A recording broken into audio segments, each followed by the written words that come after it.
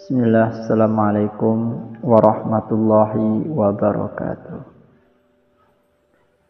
Alhamdulillah, nahmaduhu wa nasta'inu wa nastaghfiruh wa na'udzu billahi min syururi anfusina wa min sayyiati a'malina.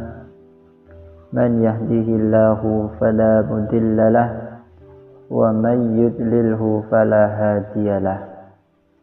Asyhadu an la ilaha illallah wahdahu la syarika lah wa asyhadu anna Muhammadan abduhu wa rasuluh.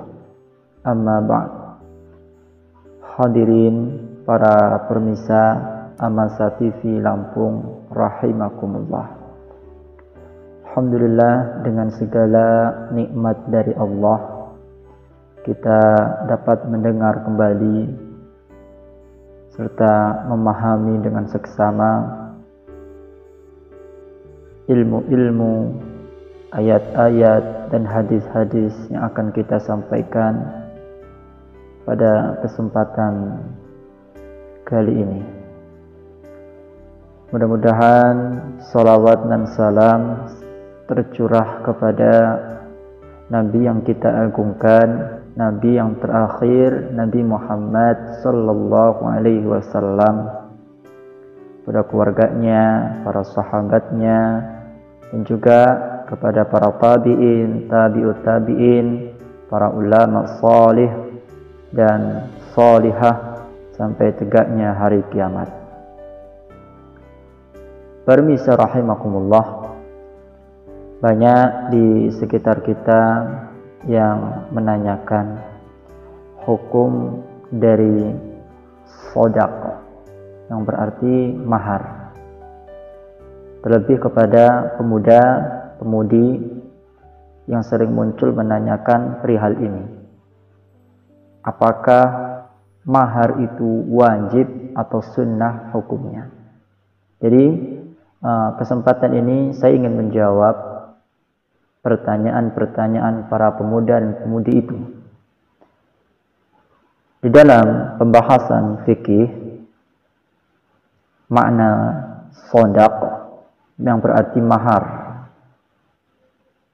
dan mahar ini hukumnya wajib bagi calon suami untuk memberikan kepada calon istrinya. Yang berarti apa?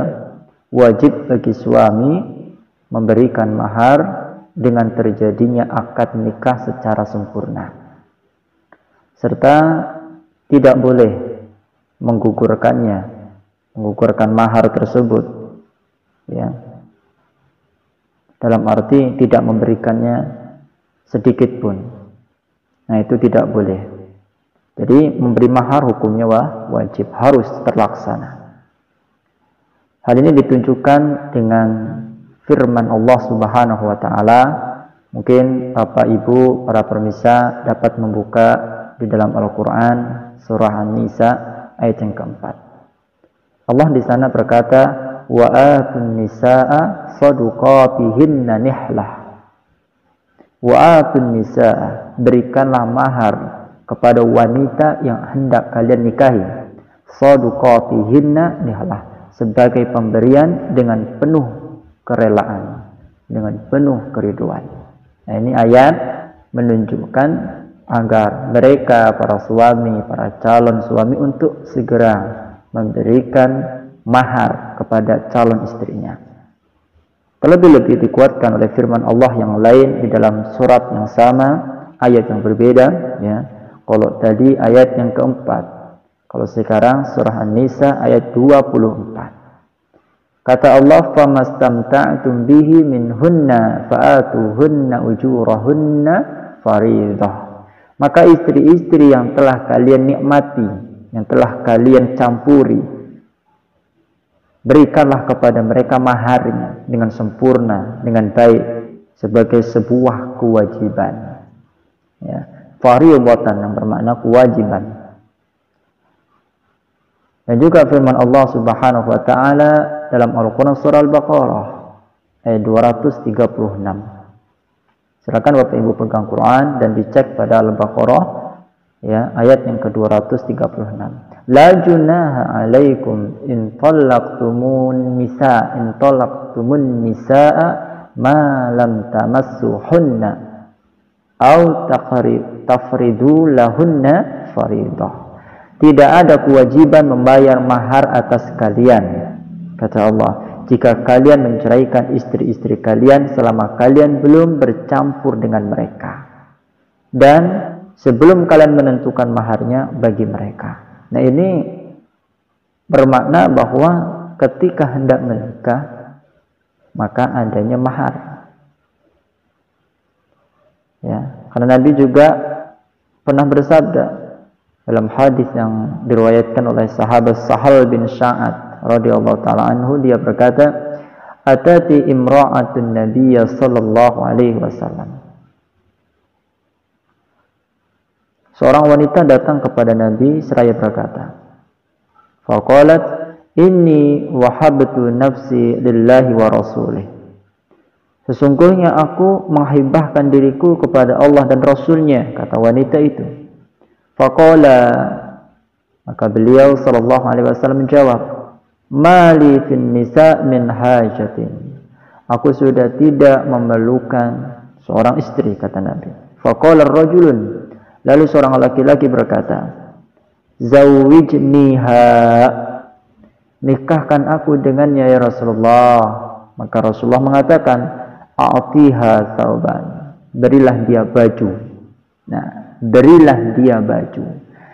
Maksudnya apa? Berilah dia mahar. Ya.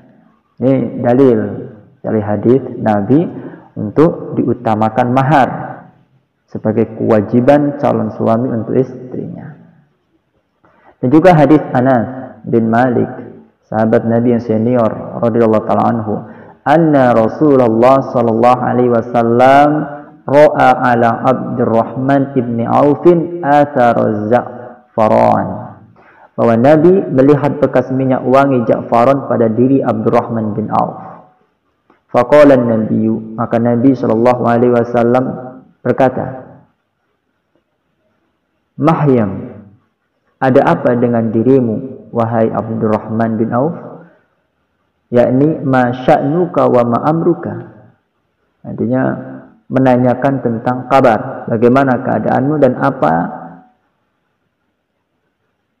yang sedang ada masalahmu atau apa perkara, kan gitu. Faqala ya Rasulullah, maka Abdurrahman bin Auf mengatakan, "Wahai Rasulullah, tazawwajtu imra'atan." Aku telah menikah dengan seorang wanita. Faqala ma asdaqtaha. Kata Nabi sallallahu alaihi wasallam, "Apa mahar yang kau berikan kepadanya?" Qala wazna nawatin min dhahabin. Abdurrahman bin Auf mengatakan emas seberat 1 nawat atau seukuran 5 dirham. Faqala, maka Nabi sallallahu alaihi wasallam bersabda, "Barakallahu laka aulid walau bisyatin." Semoga Allah memberkahi engkau. Adakanlah walimah walaupun hanya dengan menyembelih seekor kambing. Nah, derajat hadis ini adalah hadis yang sahih, diriwayatkan oleh Imam Bukhari dan juga Imam Muslim. Permisa kaum muslimin dimanapun Anda berada, ini menunjukkan tentang adanya mahar dan kewajiban kepada kaum Adam atau para calon suami untuk memberikan mahar kepada calon istrinya. Bahkan kaum muslimin rahimakumullah, telah terjadinya ijma atas disyariatkannya mahar sodak di dalam Islam. Maka saya rasa setelah para pendengar, para permisa mendengarkan ya kajian fikih kita pada kesempatan kali ini, dapat memahami dengan baik dan benar bahwa tidak ada keraguan lagi apa hukum sodak, apa hukum mahar. Jadi telah kami jawab bahwa hukum mahar bagi seorang wanita dari seorang calon suami maka wajib, dan ini telah terjadi ijma dari kalangan para ulama tentang pensyariatannya. Telah didukung dengan ayat-ayat Al-Quran dan telah didukung dengan hadis-hadis Nabi Sallallahu Alaihi Wasallam. Atau Bapak Ibu rahimakumullah bisa mentelaah kembali ayat-ayat Al-Quran tersebut atau mencari lagi hadis-hadis yang lebih banyak tentang penguatan adanya syariat untuk seorang calon suami memberikan mahar kepada calon istrinya.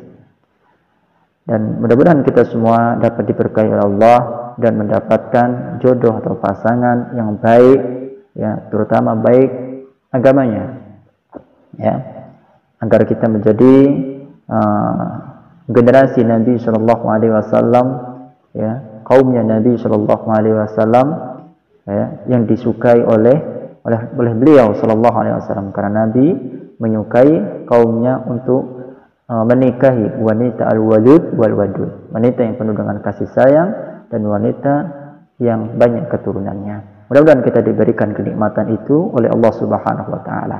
Wabillahi taufiq wal hidayah wa jazakumullahu khairan katsiran.